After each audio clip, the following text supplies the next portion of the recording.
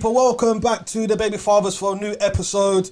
I go by the name of DJ Ridler from Live Links. I've got my co-host next to me, goes by the name of Rick, and we have a special guest, and he goes by the name of Sadiq. All right. Now, Sadiq, thank you for coming on to the show. No problem. Thank you for having me. Listen up, yeah. Before we even get into this conversation, the reason why we decided to bring you onto the show, right? I want people to take this very seriously because right now, if we look at how the world is, it is completely finished. Right, with this whole pandemic, and it's real. It's real, right? Now, the kind of things we're going to be talking about today is to help our kids and to help, they're going to be helping their kids when they get older. So it's like helping the generation after generations. Alright, so I just thinking this is the time now for us to start looking at things differently for the things we're going to be touching on today. Alright, so we're going to get into it. Now, just tell us a bit about yourself and what kind of things you're into. Yeah. So, my name's Sadiq. Obviously, as I said, I go by the name of Mr. Generational Wealth. So one of my passions is to make sure that people have wealth for at least 2 or 3 generations. One of the things I've observed and identified is that, especially as black people, as young black people, we kind of start off on the back bench compared to our white counterparts. And that's because we went through slavery and our parents are first generation. So when they came here almost just to build from scratch ground up, whereas other white counterparts, they have a little foundation in place. So for me, it's about us now stepping up to the mark and making sure the next 2 generations don't have to build up from scratch and can establish financially. So that means for me that I'm involved in, I run my own insurance franchise in Canary Wharf, where I recruit and train people to become insurance advisors, protecting the community. I dibble and dabble in a little bit of property investments. I own 2 properties at the moment. I'm looking to expand, and I do some trading on Forex, getting into Bitcoin and all those things. And I'm just trying to take as many people on the journey as possible, really. So tell us about life insurance and what kind of life insurance is out there, because I've just before we go into what you were saying, right? Yeah. Some people believe that they have to buy a house for in order to leave something behind for their kids. Yeah. And sometimes if you don't financially have that kind of money, right, you don't have to go and buy a house. Yeah. If someone invested into like their life insurance and obviously they passed it away, their kids could then inherit that money. 100%. And then obviously able to live a better life. 100%. Yeah? 100%. So obviously you're talking about life insurance, but before I get into life insurance, I'll touch that. I think what's important for the black community and for dads in general is to start taking the lead in terms of planning financially for the future.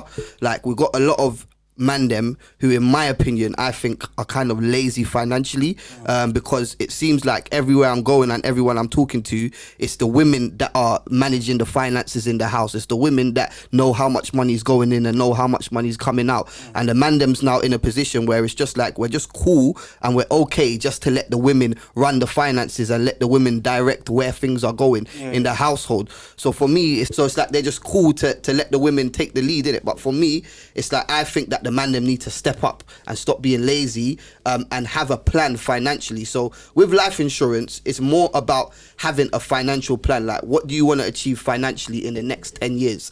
Like, you should be able to answer that question. Like, if I tell you now, how much money do you want to have in 10 years? Where do you want your children to go school in 10 years? You should be able to tell me, right, I want my children to go here. I want my children to go there. I want this to happen. I want that to happen. We plan holidays. We plan what trainers we're going to buy. We plan what bars we're going to go to, or what lads' holidays we're going to go on, but we haven't planned our children's financial future.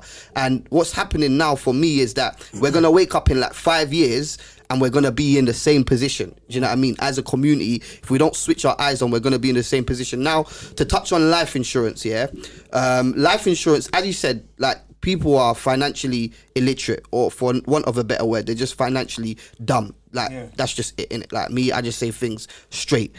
So people think that, or most people you speak to, they say, oh, I don't need life insurance because I have investments. So I'm trading the Bitcoin, or I'm trading the Forex, or I'm buying property, I'm doing all of that stuff. But what you have to understand, if you're financially literate, you understand that investments go through a process called maturity. Now, what that means is that when you put your money into something, it has to have time for it to mature. Now, you can put your money in it, and if you study the markets and the trends, it goes up, it goes down. It fluctuates. So you have to keep your money in over a period of time, because if you withdraw it before it's matured, then your money loses value. Yeah. So number one, thinking that investments is what's going to pay for your children to be financially free, or thinking that if you pass away your children's going to be okay because you got investments, you're capping. You don't know nothing. You think you're smart, you think you're wise, you have no financial understanding. I'll be honest, and that's what I would do. So what life insurance will do is life insurance will step in place. Now, you got two main types of life insurances that put your family in a good condition if you pass away before you plan. There's the first type of life insurance, which is called family income benefit.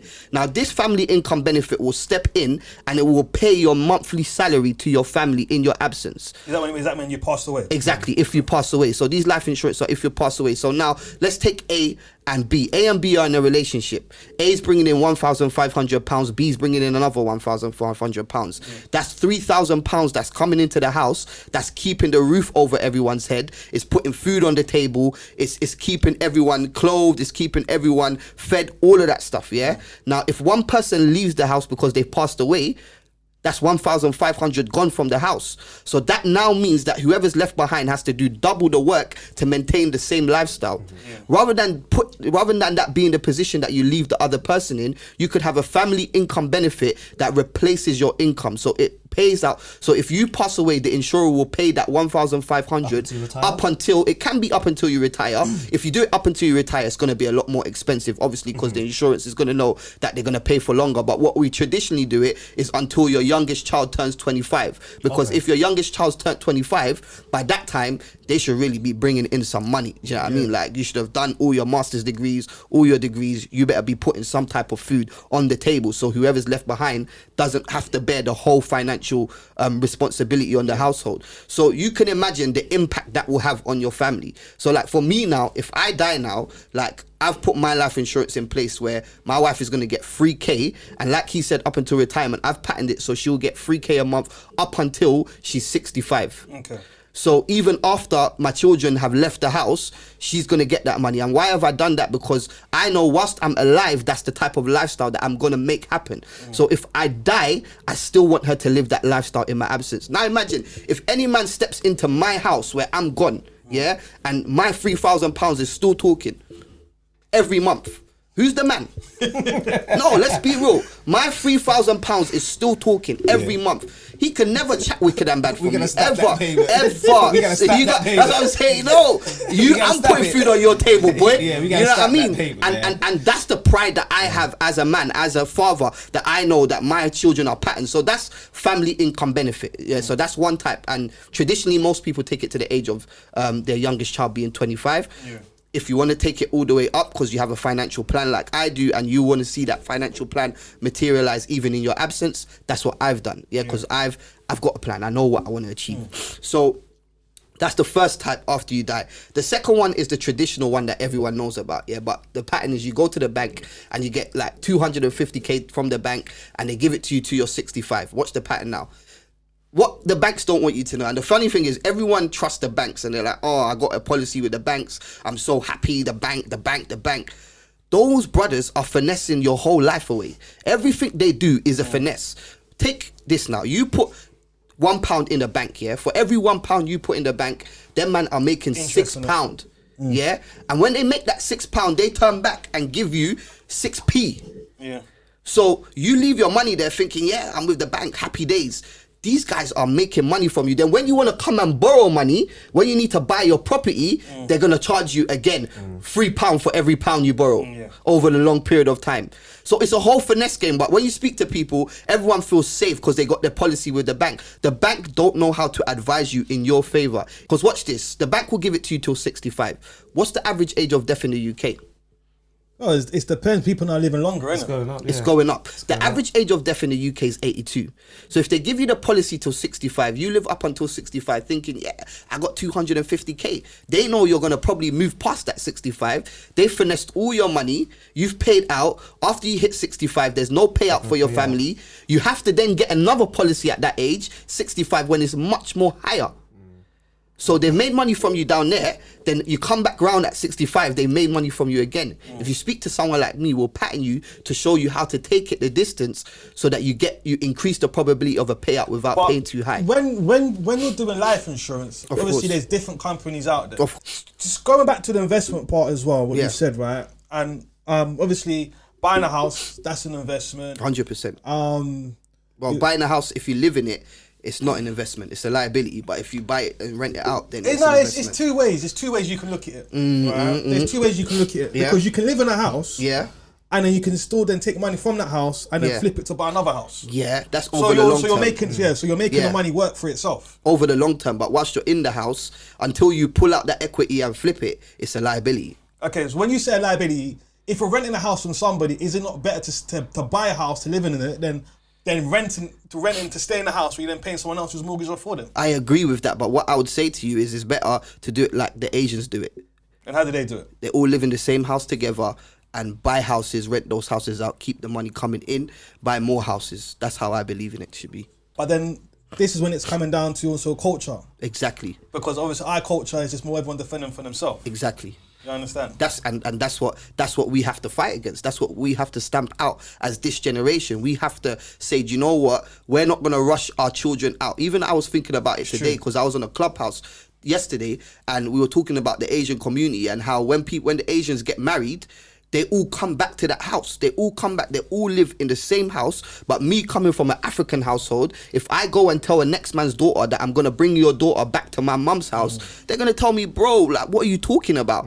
But if I can say to you that, right, I'm going to bring my daughter back to my mum's house, we're going to buy all these assets, we're going to rent them out, and then in 5 years, we might move out in 5 years when everything's patterned, that's a plan.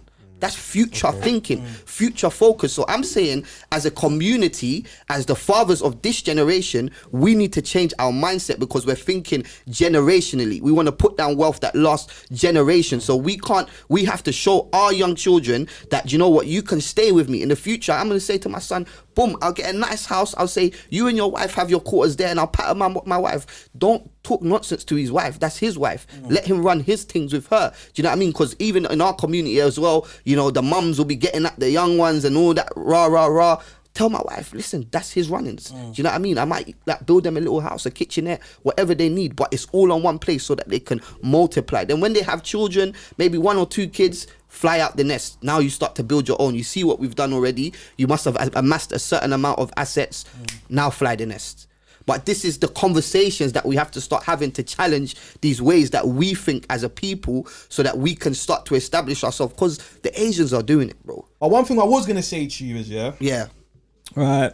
When you're talking about like in about wealth and stuff. Yeah. Now, a lot of my clients who, when I go to the house, right, a lot of it's old money. Yeah, 100%. Right? So where we start seeing people who are flossing and people are thinking like, well, how's that person living? 100%. Right? A lot of that's from old money. And this is when I talk about life insurance. Yes. Because when you see a lot of these people, right, from generation, because they tapped into it years ago. 100%. Right? They tapped into things years ago. 100%. And when they tapped into it, how you see how they're living now, 100%. that money's being passed down. So it's made it easier for their family. And then when they pass down, because they got the life insurance, that money then goes and it goes into the next generation. 100%. Right? So I don't want to knock the life insurance too much when you was talking about don't put it in the bank, whatever. Because you can put it in different places. You have to do the right research. 100%. With the right knowledge. 100%. To know where to be putting your money. 100%. And even down to, even when you even look at houses, look at the whole economy itself. Yes. Every 10 years, it crashes, regardless whatever happens. Every 10 years, it crashes. Yeah. When it crashes, that's the reset. 100%. Right? So in the next 10 years, if it's the pandemic this year, this happened now, within the next, we've got another 8-9 years next, there's going to be something else that's going to come. And that's then going to crash. 100. If you look at the charts or when people are buying houses, yes, right, you will see the chart, it would be at that much, and then you look at 10 years later, you see a flash rate and then you see the drop, and then you see it go back up again. Yes. Right? That's what we are seeing. Yes. So when we are making this plan, we need to be looking at the plan needs to be, okay, what am I going to plan within that 7 years? Don't look at the 10 years. Because in that, you got the next 3 years when it might crash. So you have to then plan for that, if that crash comes, what are you going to be doing in the next 3 years? If Yes. that makes sense. Yes. What I would agree with you is what I would say to that is, if you foresee a crash coming, you become liquid. Yeah. So when I say liquid, I mean have the money to move. Yeah, that's what I mean. So Yeah. in that 7-year period, you need to build the money to move. Yeah, not in 10 years, in 7 years. But it's still a 10-year plan. Okay, so you're saying, it's still a 10-year plan, because within the plan, you've assessed what's going to happen in that 10 years. Yeah. So what you have to do is, and this is it, is I agree with everything you've said, but one thing I also want to say is that the banks don't actually do insurance. And there's other people, I know. They work with specific insurance Brokers. companies, Is it brokers? not brokers, Okay. insurance companies. So each bank has a specific company they use. Okay. So one bank might use AIG, one bank might use Legal and General, one bank might use Scottish Widow. Yeah. So each bank has an insurance company they use. So when you go to the bank, you're already restricted, because they only can refer you to the one they use. I will find you the best policy for you and the cheapest policy for you.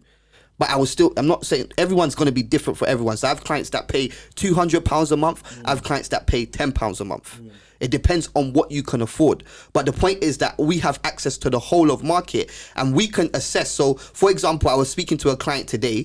They got a mortgage, and they had an issue with, they had like a heart valve, and they were told that they can't get insurance through the bank because they have a heart valve.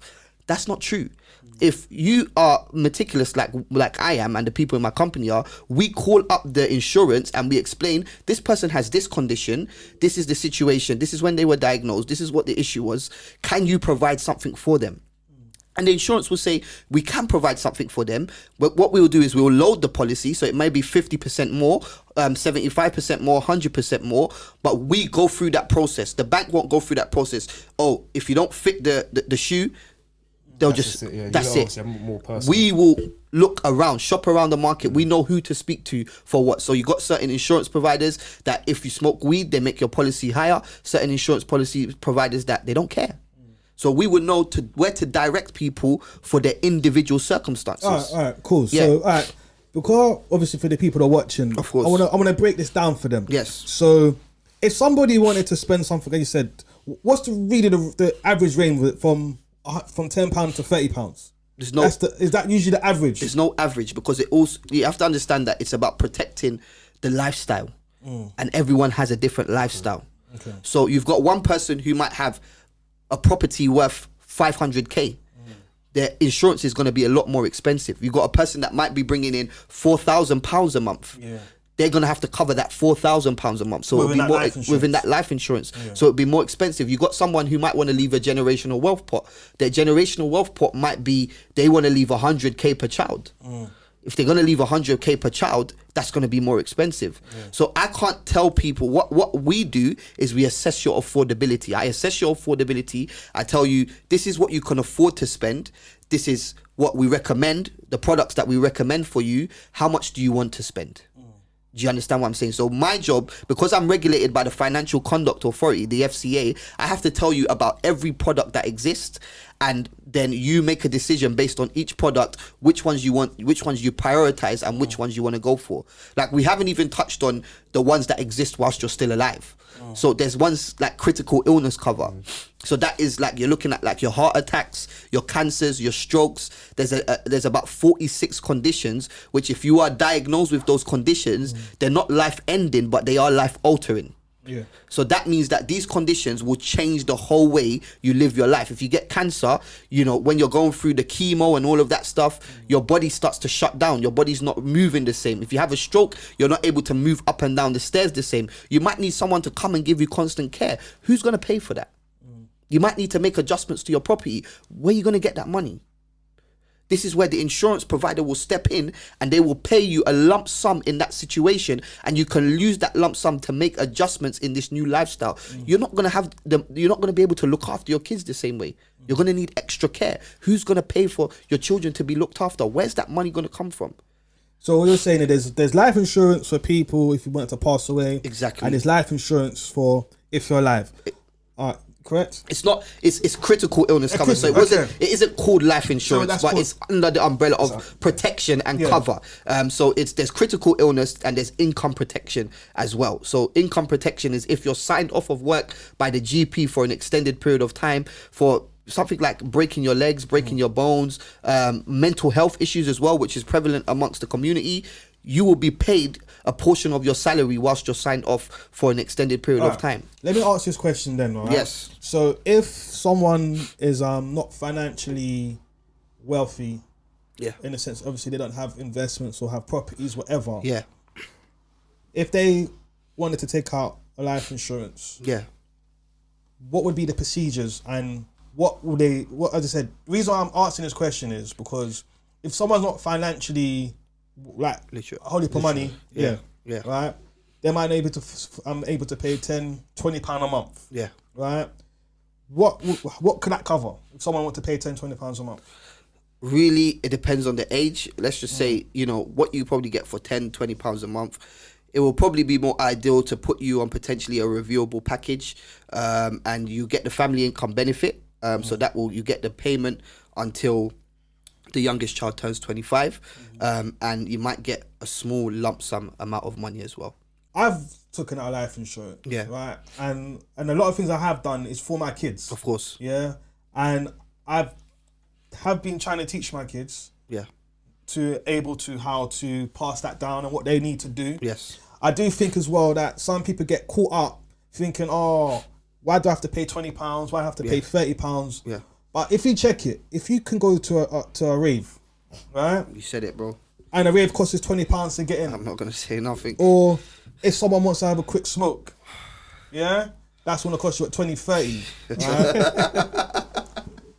Nah, but it's real though. It's real, bro. That's how I'm saying. You're saying it, not me, bro. If you look at that, long term, you're thinking about your children's wealth, innit? But then we also have to teach our kids that same mentality. That's what they need to be doing as well. 100%. And then we're passing it down, because then what we should be seeing in years to come after generations, like 100%. We have to be the game changers, but it's also got to be like we will see our community starting to live better. 100%. Because I do feel that our community does get looked down on. 100%. But we seem to spend the most money in the economy. But we're spending our money on the wrong things. 100%. So we're spending our money on cars, watches. 100%. But we're not spending it on the right stuff. 100%. You get me? 100%. And I think I was listening to Fredo recently, and I think he said something like he bought a bus down before he bought his first property. And I mean, it's the mindset that pervades us. And I guess, people do it for image and people do it for clout, and I guess misguided in the community. We're a very misguided community, and I think, to be honest with you, it does come from a little bit of media. But then if you look at the media, there's people who control that media narrative, and they want to push a certain agenda for us to think a certain way anyway. So we're just falling into that trap. Society, do you know what I mean? What they put up. And to touch on what you said, I think you're 100% correct.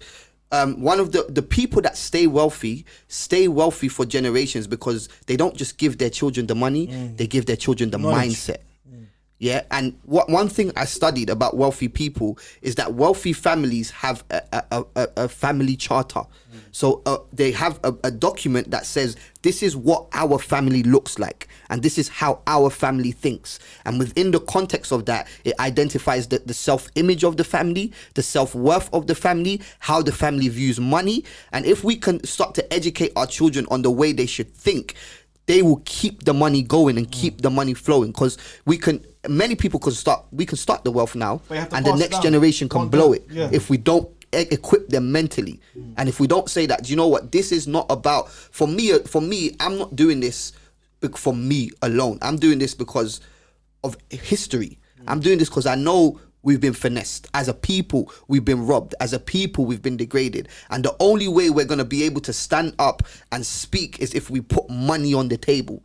If we don't put money on the table, no one's going to listen to us. If we're not funding our own stuff, no one's going to listen to us. If we don't have our own banks, no one's going to listen to us. When we start to look at the Jewish people, bro. They pulled the plug on Wiley the other day. We don't even want to chat that stuff here. But they pulled the plug because those guys are the money guys. Those guys are the guys that are turning the wheels behind the scenes. They don't even have to show up. When are we gonna be the guys that are But do turning you know the what wheels though, behind yeah? the scenes? Do you know what I noticed though? Go on. If you look at it, when our grandparents came from the Caribbean, Yes. right, a lot of them bought houses, Yes. right. If you look at the whole of the Kensington, Yeah. the Kensington borough, The Kensington and Chelsea. Caribbeans bought houses. Yeah. Not the Africans, in my Yeah, opinion. yeah, right. We bought the whole of them places. Well, what happened? Shepherd's Bush, Yeah. Chiswick. Yeah. We owned where all the rich places was at the time. Yeah. Right. So remember, our grandparents done that. Yeah. For some reason, then something happened. Yeah. Some of that knowledge was not passed down to the next generation. Yeah. Right, and a lot of stuff was kept to. They kept it to themselves. They didn't pass it down. Yeah. And the next thing after that was when we had the partner. Yeah. Because the banks wouldn't give us the money. Yeah. Right. So in our culture, this is what happened. We used to lend. Everyone would pay into the partner. Yeah. If it's £20 a week. Yeah. Everyone would pay it, and then everyone would get their bunch. Yeah. But that was created because the banks wouldn't give us the money. Yeah, I think that's the Caribbean experience. I'm from Nigeria, so Okay. we have what you have. Yeah. Our term is the different term is called Aja. So the Nigerians would know what that is, where the parents are all putting money together. But for us, our parents, my Nigerian parents, they came to this country and their plan was always to get back over there. Do you know what I mean? That was always their plan, to build, get money here and build over there. But that was the same with like us. Yeah, so I Same with us. think that mindset slowed my parents down. So for example, my dad, he's always talking to me. He's like, listen, someone offered him like to buy a hotel in Brighton for like 100K back then, and he was like, he never took it. Like he was just like thinking, I'm not staying in this country. I'm going soon. Like, why am I buying 100K? And by them, the mortgage was like, you didn't have to give much information to get a mortgage. Do you know what I mean? Like, you can even just take it, you know, and that's how a lot of these banks went bust, because they were just giving money out. So, and again, his property that he was living in, it was a council property. People were offering him, go and buy the property, go and buy the property. He was saying, no, I'm going back to Nigeria. 40K house, he ended up in the long run paying 300K for it. Something that he could have bought for 40K, because again, their plan wasn't to be here for long. Their plan was just literally come here and go home. And this is what I'm saying. Even then, when I'm speaking to a lot of them, they're telling me, oh, I've got investments back home. I'm like, you're bugging out, bro. Investments back home. What are you even saying? Who am I going to go back to Nigeria and live in that house? Like, are we gonna go back and live in those houses? If we're gonna even rent those houses, by the time I've converted that back to pounds, I'm in minus. So you think you're investing back home, bro? You're building a landmark for yourself to look at and be proud of. That ain't doing nothing for me. Do you think some of this stuff should be taught in schools, or do you think it should be just at home? I think we have to understand the purpose of school. The purpose of school was never to create wealthy people. The purpose of school was to create factory workers. That's why you have the sign in and sign out system. It's clockwork. School is clockwork, because when the school system was created, it was a factory system that was in place at that time. Now everything's changed, and you find that the UK is behind in terms of advancement and education and innovation, because every other country is changing the way they teach people and changing the main syllabuses and the focus of education, and we're still doing the same thing. And we're playing catch up because we're still on factory settings. So I don't think the education system is there to make people wealthy, because they don't want people to be wealthy. It's not ideal. It doesn't work for them. They want to keep people in the system churning, and they want to keep the top 1%, the top people at the top. And that's just the reality. So I don't think it's for. But that's why I also think this is one of the reasons why the pandemic happened as well. Yeah. It was literally the pandemic, some people call it. Yeah. It was literally to crush any business. Yeah. Because there was too many of us leaving the employment. Yeah. And we was doing our own thing. Yeah. So it was like, we need to crush people down. Yeah. Because it was getting too powerful for them. Yeah. You understand? And that's what they will always try and do, I think. And we as a people have to understand it. And to a certain extent, I don't think it's always an attack on black people, though we start the race with the biggest disadvantage. Yeah. I think it's a classist system. 100. I subscribe to a Carla's notion that it's a classist system. They just want to keep, it's a class-based society. It is. So they just want to keep the middle class keep you in the middle class, keep the top at the top, and keep the bottom at the bottom. They just want that system, that class system, to continue. It's all to do with control, isn't it? It's controlling. Exactly, and we're seeing that with now the passports and all these things. I'm not I don't get into all those theories and conspiracy stuff, but I do believe it. But I just don't dive into it because I'd rather just make money. To be honest. I hear that. I hear that. Because they say that when there's blood. When there's blood in the pool, the sharks come out. That's the terminology I've always heard. In every economic crash, somebody's making money. I just want to be that person. I just want to be that person. But I also think it's just down to the mindset. 100%. It's just down to the mindset. 100%. So so as you're saying, going out to any, even if it's, I know obviously this is based on fathers. Yes. But also we do have a lot of mums watching as well. Yes. So they can also have it's just about having a mindset. Yes. Because you might have some single parents out there who's bringing up the child themselves. 100%. So they also have to train their boys, son, or whoever, how to be thinking. 100%. You understand? 100%. But listen, we have to wrap this up. Thank you, guys. But so I want to say thank you for coming on. Thank you. And sharing that kind of knowledge. Thank you. Are you on Insta? Yeah, I'm on Insta as Mr. Generational Wealth. I don't know if I can put the link in the we can do that thing and get that. So if you guys want to book a consultation with me, hit me up. If you're looking for employment, you want to get into the insurance world, help and protect families, hit me up. I'm always available. Right, so you can catch him on all them on that social network. We'll put it in the link as well. Yeah. All right, so listen, thanks for coming again, my brother. Thank you. Make sure you subscribe, follow, and and share. All right, respect. We're gone. Perfect.